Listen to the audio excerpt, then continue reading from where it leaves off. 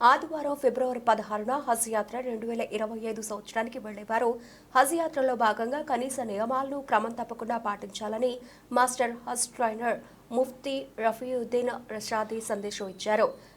నగరంలోని కాశ్మీర్ ఘట్ట ప్రాంతంలో private function హాల్లో లబాయిక్ సొసైటీ కరీంనగర్ ఆధ్వర్యంలో మొదటి శిక్షణ శిబిరం విజయవంతంగా ముగిసింది.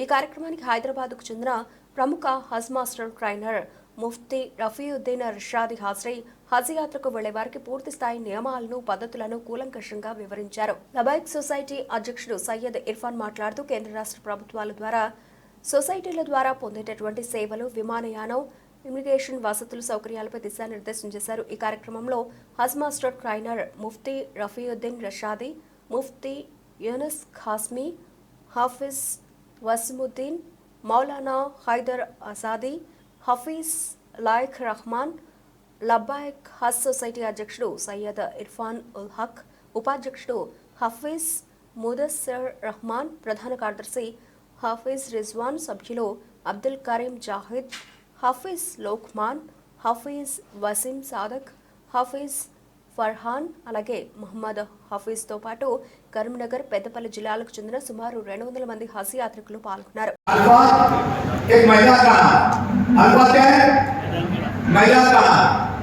मैदान अल्फा में ठहरना माने मैदान अल्फा में सवाल से लेकर सुबह 7 तक किसी भी वक्त में ठहरने का नाम हुकूक अल्फा है। समझ में मालूम भी होना जी, बहुत सारे आयतों में नहीं मालूम रहता। हुकूक अल्फा किसे बोले तो नहीं मालूम, एहराम बांधना किसे बोले तो नहीं मालूम, आने के पास है मालूम होना।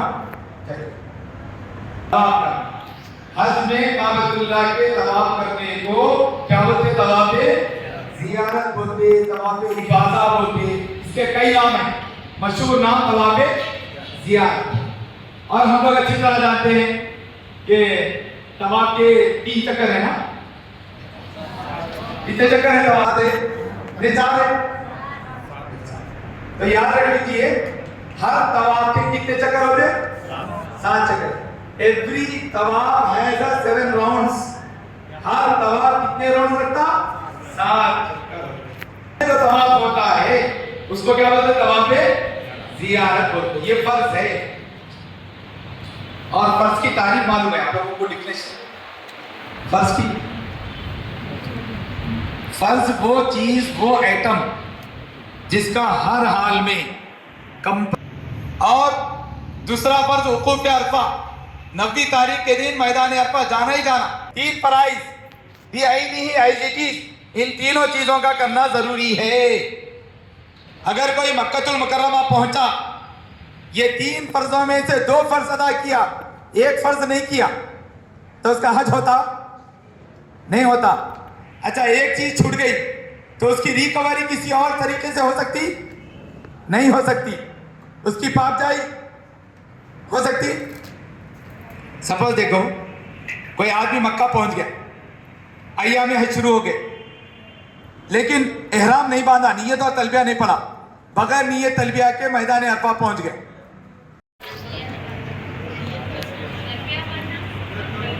शाबाश।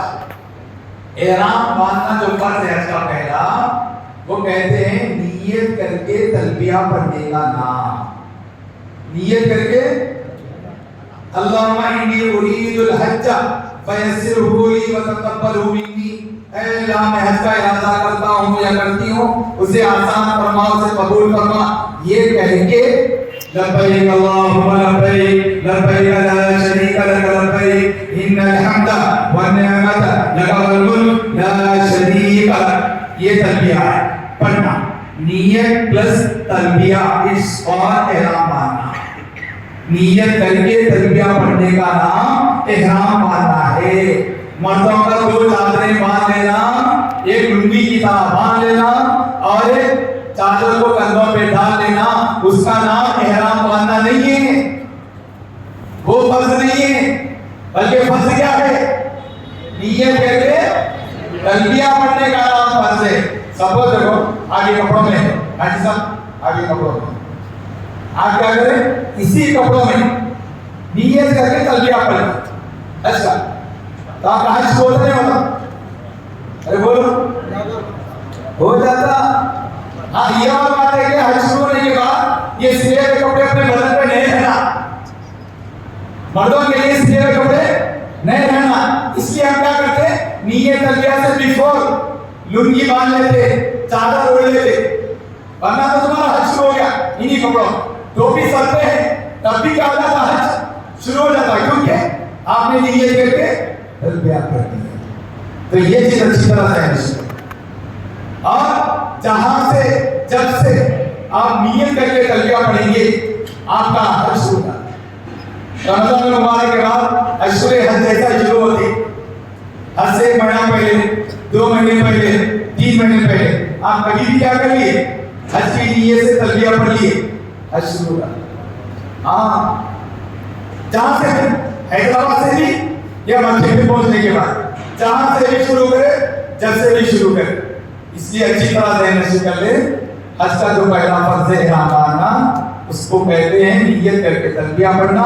और जब भी हम नियत करके तलबिया पढ़ेंगे तो हमारा हज शुरू हो जाता है।